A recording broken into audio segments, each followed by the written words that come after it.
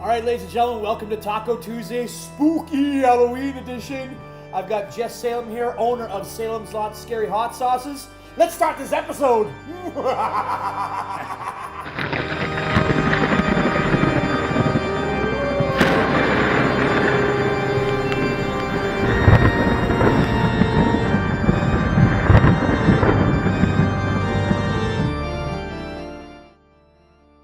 Okay, so welcome, Jeff. Thank you. Thanks for having me. It's this is going to be awesome. So for you folks out there that don't know what the deal is with Jeff, he is the founder and the chef and the creator of all these hot sauces that sponsor these episodes and sponsor Rally Connex. So we have a really big lineup of sauces here that we're going to be looking at and testing and finding out from Jeff, right from the source, what's in these sauces. You know, maybe a little bit of inside scoop of like, when I make it, I do it with love. I don't know. They all have love. They all have love in it. I enjoy seeing animals. I enjoy.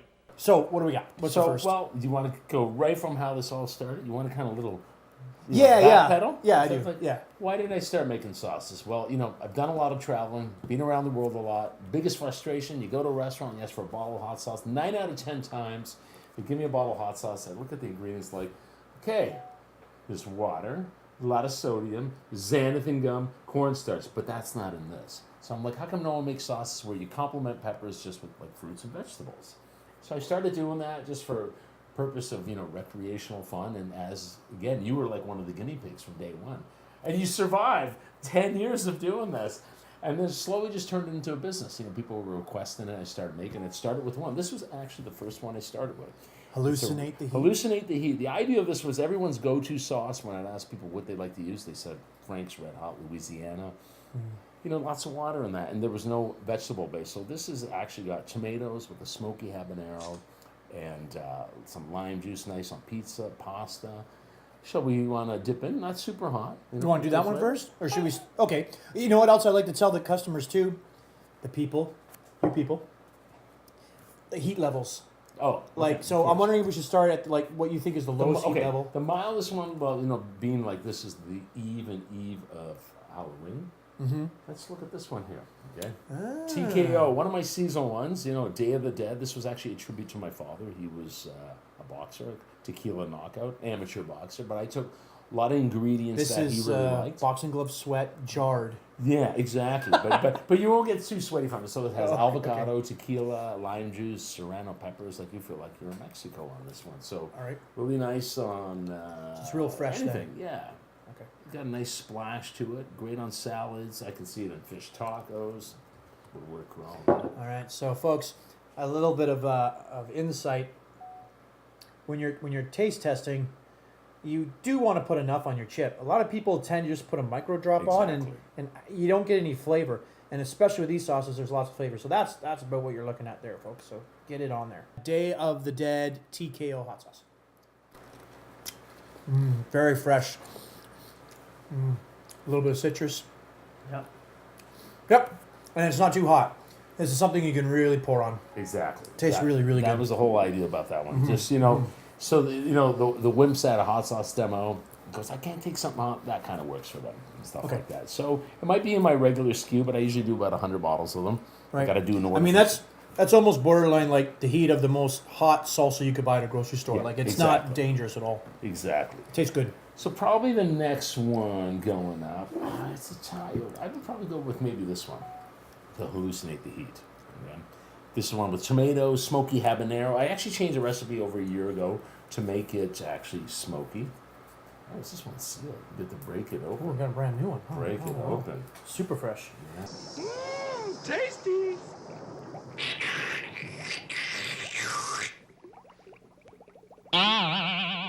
Okay. Hallucinate the heat. I think I'm going to have some of that too. We'll do a little pour here. Right. I almost kind of call this almost like a barbecue hot sauce. You know what you got to do? We're going to give it a big shake. Okay. Sometimes when it's, freshly bottled, it kind of sits for a bit. Got to do a nice little pour here. All right.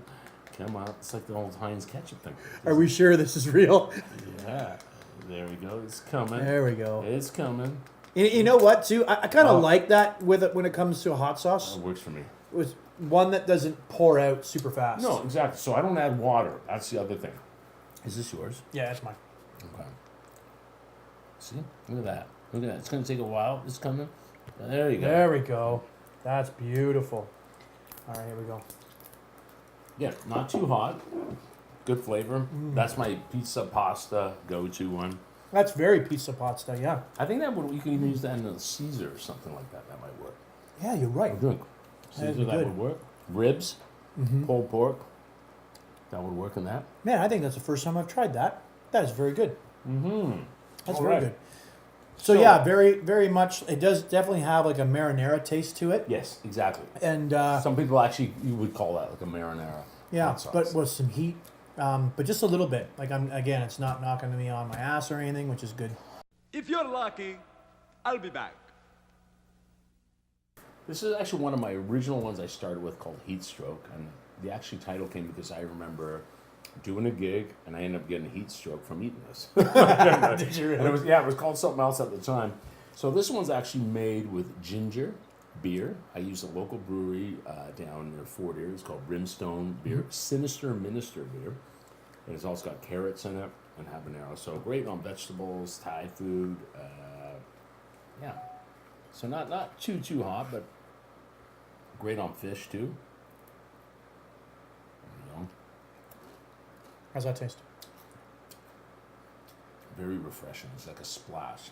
Kind of reminds me of when you were a kid and you put Pop Rocks in your mouth and you got that little sizzling kind of thing going on. All right, Yeah. give me some of that. Yeah, not too hot. This one's mild. Intentions of it's supposed to be mild, but picture that like any kind of Asian cuisine, Chinese food, noodles, any kind of Asian type of noodles. That would work good. Man, dude, you really got this nailed. Like every single time I try any of his hot sauces, it's better than any regular store bought kind of joking sauce. You know, you can get it like, you know, hotter than hell or whatever, or any kind of like ass in the tub or something like that. And they're definitely hot sauces. That's gonna happen tomorrow after But you eat all this. The most funniest joke I ever heard. But they're just like, it's just dirty hot, and this is a nice. I call it a clean hot, with Flavorful. lots of flavor. Yeah. Yeah. Mhm. Cool, So- man. All right. Well, listen. I'm gonna pick the next one, Okay. and while I'm doing that, so you're talking about gigs. Gigs. You're a professional drummer, percussionist. I hit things for a living. You do, and you've played with all kinds of very popular bands as well. And I remember first seeing you playing with Lee Aaron back in the day. Wow, And, you did see that. Yeah, I was there. The hair was hanging so, down here. Yeah. What? How does that business play into your hot sauce? Well, you know, just a nice diversity, a balance from that, but it's a nice conversational piece too, and it's a great thing for selling merchandise instead of selling T-shirts all the time and ball caps. We sell hot sauce, which is kind of cool. You know, so usually the story is, you know, when I share with a lot of people on my travels and doing that, and most musicians I know really like hot sauce. That's They the do, first yeah. question. I did a gig yesterday. There was a sub guitar player on the gig. I said, "Do you like spicy stuff?" He says, "I do." I go, "If you said no, you'd be out of the vehicle." No crystal ball at all. That's all right. We have a spare. Okay, so yeah, I picked Casper the Deadly Ghost. So it's called that because it's done with ghost peppers, Ghost right? peppers. Okay. Yeah. So tell me a little bit more about Very this interesting. When sauce. someone's asking usually for something different, unique, this one I actually make with pears. So the fruit pairs up nicely with the ghost peppers, complements cheese very well. I actually have a few wineries that really focus on advertising that, like on the charcuterie board with cheese, crackers, nice on pork, chicken, any Thai food, hummus. My wife Helen douses her hummus with that. Hummus? Oh yeah. Yeah, Oh, but it's okay, good. There's cool. good heat to that, good flavor to that one. You know, this sauce, one of the things I really try to focus on is using sea salt, which is a natural mineral. There's no sugar added to that, so I'm very cautious of that. Everything's gluten-free, vegan-friendly. Again, no cornstarch added, no chemicals, no water too. No water at all, eh? No water. If the water, if water, you know, if some are a little more liquidy than others, because it's obviously water comes from. This one pours a vegetables. little faster, folks. Yeah. That's okay though. I've had sauces where you just open it and you lose the whole thing on your plate. Oh, Heat, boy. Good heat. well, that's one. Yeah. And the ghost pepper is very different pepper. I can. This one's a creeper, right? It builds. No, I don't find so much with that one. No way. No, the Reaper pepper, the one I have here is 6 feet under. When we try that, that's gonna one. gonna creep on you. Okay. Yeah. Oh, I wish you'd just go away sometimes. Instead, I'll go away. Now this one here, yellow pinot. That's what I look like every morning before I have coffee. Right? So combination of actually jalapeno peppers, habaneros. I don't think tomatoes. you look like that before you do that. I think you look worse. Do I? This is great on tacos, guacamole, anything Tex-Mex and stuff like that. Okay. Right? And Good why is that? Like, is it a just the particular flavor, recipe yeah. or? Well, a lot of the ingredients or are ingredient? used in a lot of like Tex-Mex style of food. Oh, okay. Okay, so big thing with onions and tomatoes. Again, let me give this one a good shake. Okay. This one is probably a lot hotter than what the meter does. I got the meter with the witch on it. Yep. And one of the things is just always being consistent with the recipe. But again, peppers change. So I'll give you an example today. I was making a batch of Do Fear the Reaper, which has pineapple. On a batch, I usually normally use, when I make about 500 bottles, I use about 25 kilograms of Scotch bonnets and Reaper peppers combined. Okay. I got up to about 18 kilos today, and the heat was good More enough. than enough. More than enough. So it depends. Like heat will change. So that there's some right like and that's totally true. Like even if we take something as simple as a jalapeno, I've had a jalapeno where I bought it at the grocery store, put it in my mouth, and I thought it was the hottest thing I ever tasted. Yeah. And it's just a jalapeno. And then you go buy the old El Paso in the jar, and maybe pickled or not. Or I was at a restaurant the other night, and it was like, wow, this jalapeno has no heat to it whatsoever. I've had some jalapenos that I've used that taste like green peppers. Like bite into them, and goes, wow, there's no heat. I mean, when it started, like I'd be like buying the peppers from a grocery store. And sometimes I'd be in the grocery store. Mm-hmm. You know. But one thing I do with all the peppers I buy, and this is really challenging. I got some interesting chocolate scorpion peppers that I will eat the pepper before I make the sauce with it. So a couple weeks ago, I had a bowl of chili and I had a chocolate scorpion pepper. I sliced it up. You did? I was ruined for the whole day, man. Really? Yeah. It was What it was about the fine, next but day? it was like that bowl of chili took me 30 minutes to eat. Next day's always worse, folks. You know. I'm just gonna go take a dump. Is it cool if I use the level 9 bathrooms? All right, I'm getting hungry for tacos. Give me the hot stuff, dude. I want the heat. They want the heat? I want the hot. I want the one. That one's hot, yeah. What's the one you Okay, said? The so 6 feet under or the? Carolina Reaper peppers, ghost peppers, pumpkin. Now the pumpkin's not sweet. It's roasted pumpkin. Oh, okay. Yeah. This one has got. Hold on a second. What's going on? Looks like. Right, there you go. Attaboy. All right. Yeah, give her a Okay, go. okay. This one you'll get a delayed reaction to it. Got it on my nose. Okay. That's good. And don't forget. Oh my goodness, you're right. I'm way behind. That's all right, man. Oh, Jeff, you really got it nailed, bro.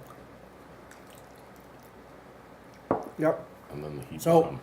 Heat's coming way quicker than the rest. Yeah. Yeah. Yeah. Here it comes. Whew. What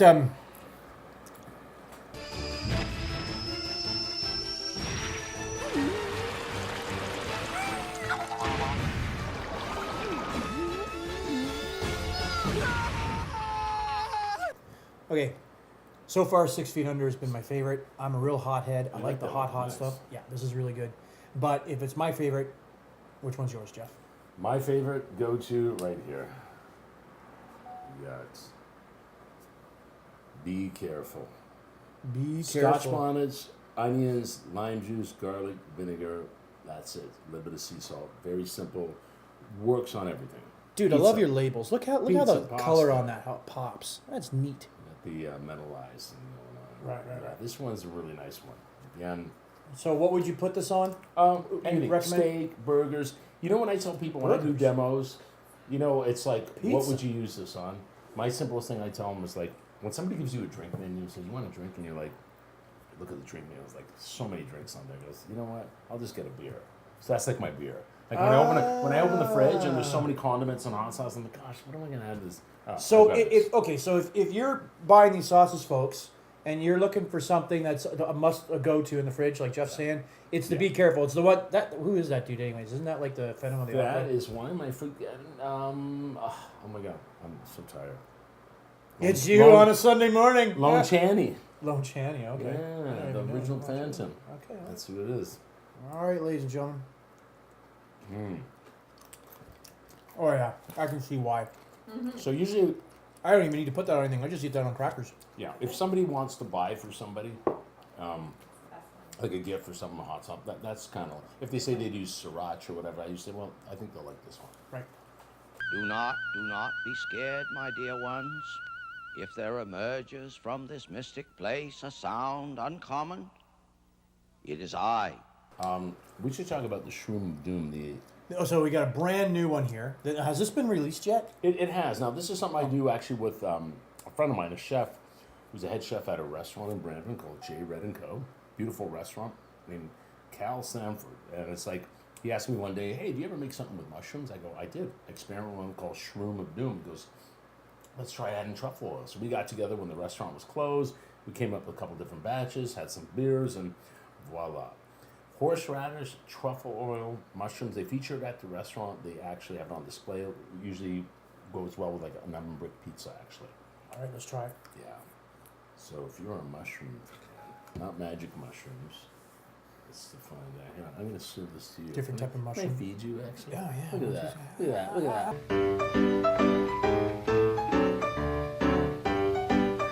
Oh, that's perfect. Look at that. Whoa! Yeah? That punches. Yeah, That's got flavor. Yeah, it's nice. Wow. Mm. Boom. And you know what the great thing about all these? You got 3 year shelf life on all my sauces. 3 At years least shelf 3. life. Even if you after you open it. Yep. Because the pH levels are very low on them. When we were doing this today, but you know the standards got to be 4.6 is where above 4.6 is alkaline, before it's acidic. The pH on this is like 3. This will last 10 years. Wow. Without getting sick. Wow. There you go.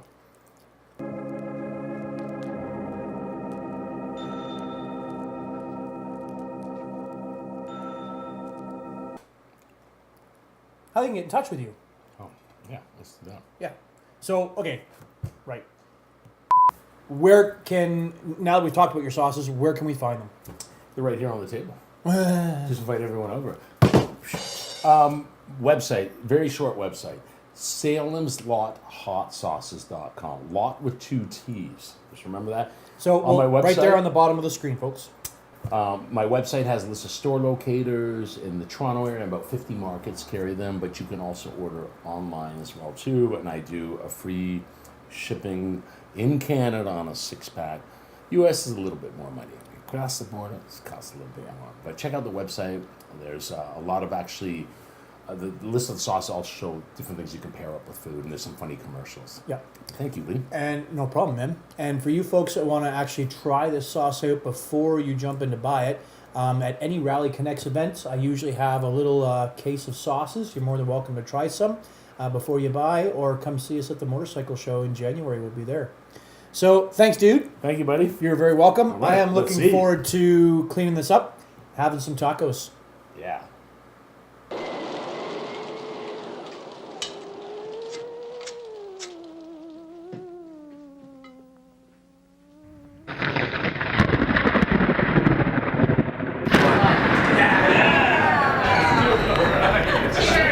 Cheers!